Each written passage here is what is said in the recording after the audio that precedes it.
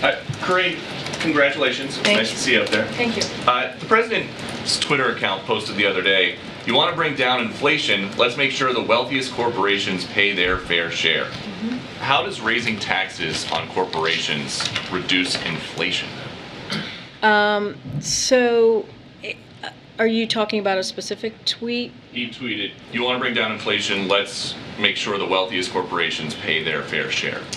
Look, we have talked about this past year about making sure that the wealthiest among us are paying their fair share, and that is important to do, and that is something that the president has been working on every day when we talk about inflation and lowering costs, and so it's very important that as we're seeing costs rise, as we're talking about how to build a America that's safe, that's equal for everyone and doesn't leave everyone behind. That is an important part of that as well. But how does raising taxes on corporations lower the cost of gas, the cost of a used car, the cost of food for everyday Americans? So look, I think we encourage those who have done very well, right? Especially those who care about climate change, to support a fair tax code that doesn't charge manufacturers, workers, cops, builders a higher percentage of their earnings,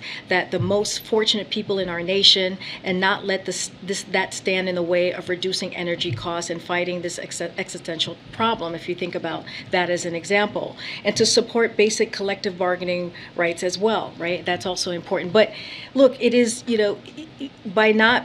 without having a fair tax code, which is what I'm talking about, then like manufacturing workers, cops, it's not fair for them to have to pay higher taxes than the folks who are not paying taxes at all. Well, what does that have to do with inflation? The president said, you want to bring down inflation, let's make sure the wealthiest corporations pay their fair share. Jeff Bezos came out and tweeted about that. He said the newly created disinformation board should review this tweet. Would you be okay with that?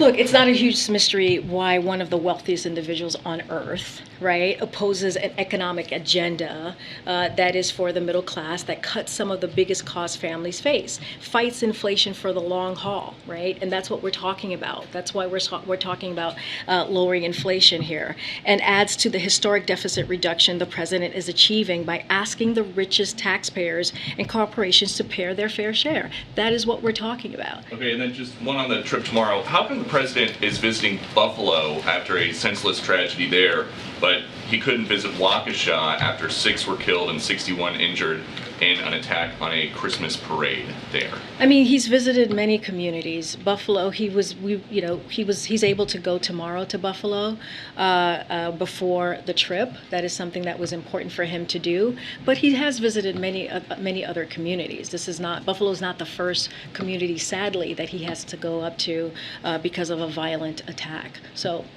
that's not the first one. So he's been to many others.